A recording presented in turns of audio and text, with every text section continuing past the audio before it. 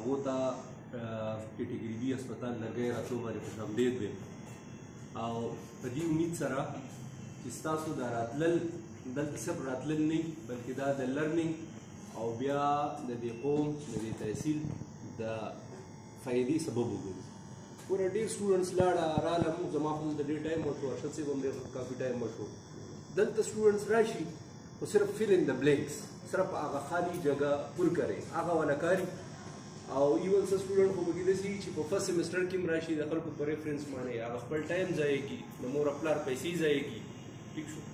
نو زما خو به دا تاسو ته یو کاینډ ریکویسټ وي چې تاسو سره راغلي یې څه مقصد لپاره. ګوره تاسو چې نن زما مخې ته ناست یې ما ته خپل هاوس جاب رایاد شو چې لکه دغه شان زموږ هم یو هاوس جاب و هغه هاوس جاب ټایم چې زموږ کم 1 year و هغه موږ څنګه تېر کړو بیا هغه هاوس جاب زموږ پوره شو د هغې دا هرګز مطلب نه و چې بیا موږ په هغه اداره کې ناست وو. هاوس جاب هم پوره کړو بیا د هغې نه مخکې خپل پوسټ ګریجویټ سټډي یا د جاب دپاره منډې ترډې شروع کړې. دغه زموږ فیوچر و. ستاسو فیوچر اسپتال کې د لرنینګ حده پورې محدود دی نه چې دلته تاسو پرمنټلي بس سټې وکړئ او دلته بیا د خلکو سره دعا سلام جوړ کړئ او بیا دلته یو لکه د هغې فایده ستاسو د مستقبل نشته. ستاسو نه ګوره تاسو یو کس د یو یونین کونسل پریزنټیټر یې چې کوم کس د کوم ځای کې نه راغلی د هغه یونین کونسل دا پریزنټیټر دی هغه یونین کونسل پریزنټ کوي هغه کور کلی پریزنټ کوي. نو که تاسو دلته راشئ او ټایم ضایع کړئ او سبا دا تورسرې یا تاسو لاړ شئ کلي ته او هلته تاسو ته یو مشره ښځه یو بابا راته وي چې راشه بچې زما دې ماشوم ته یو کینوله وکړه یا دې ماشوم ته زخم راغلی یو سټیچ ورته وکړه او تاسو لرنینګ نه یې کړی نو هغه به هم راته ډېر په ښه نظر نه ګوري او تاسو به انرلی ګلټ به فیل کوئ چې یاره ما خو هلته اسپتال کې یو 3 میاشتې ټایم تېر کړی فضول ټایم نه تېر کړی. نو دا به زما تاسو ته ډېر کاینډ ریکویسټ وي خاص کر هلکانو ته زه دا وایم چې تاسو د مور پلار مټ یې دغه شان نجلکۍ هم دي د هغو هم خپل یو مقام دی په کور کې به ورته د مور پلار سترګې د رونو به ورته سترګې خو که چېرې تاسو د خپل ټایم دلته یوټیلایز کړو پراپرلی یوټیلایز کړو. یوټیلایزیشن څه دی چې څه مقصد دپاره راغلي یې ستاسو دا پرنسپل صاحب ما سره ناست دی د یو سټوډنټ په سر یې پیسې جمع کړي دي ادارې ته یې پیسې جمع کړي دي دو ته به پیسې جمع شوي وي دغه شان هیلث فاونډیشن ته به پیسې جمع شوي دومره تګودوم وکړه نن تاسو راغلئ کېناستئ دا لیسټ یې رالو د دې هر تګودو فایده څه ده صرف ستاسو لرنینګ دی.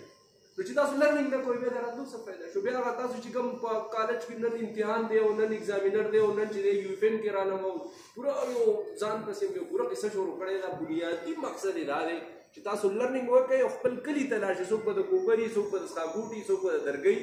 څوک په ایکس وائی زیډ دنیا زموږ ماشاءالله تحصیل درګۍ درې درې لکه ابادي ده. نو چې تاسو په خپل کلي کې او په خپل وطن کې پریزنټیشن نشئ کولی د دې اسپتال پریزنټیشن به تاسو کوئ چې یار تا زده کړه چېرته کړې ده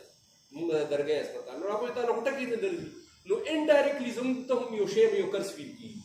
نو زه دا یو ریکویسټ تاسو ته کوم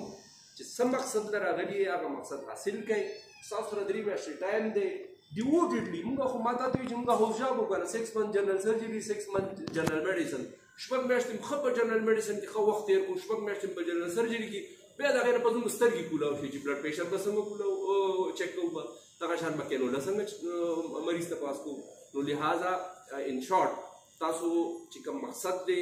هغه دی لرنینګ دپاره تاسو راغلي اسپتال ته مارنینګ شفټ ایونینګ نایټ هغه زموږ سره فوکل پرسن دی شاید یساق هغه به تاسو ایډجسټ کړي هغه ایشو نه ده هغې ته زه ایشو نه یم ایشو دا ده چې څه مقصد نه راغلي چې تاسو هغه مقصد گین کړئ. که کم کس کوم مقصد نه راغلی دی هغه خپل مقصد گین نه کړو نو ده څه وکړه خلک په پښتو کې یو متل کې درنګ ته کاڼي وچلوه ټایم یې ضایع کړو. نو خپل ټایم به نه ضایع کوئ د مور و پلار سترګې دي راته د قوم سترګې دي راته د خپل کلي د مریضانو سترګې دي راته دغه شان دی خویندو ته هم زه وایم تاسو ته هم د خلکو سترګې دي خپل ټایم پراپرلی یوټیلایز کړئ. ټایم چې دی ټایم دا بنیادي او قیمتي نن ورځ چې کومه ده دا سبا بیا نه راځي دا تېره شوه بس.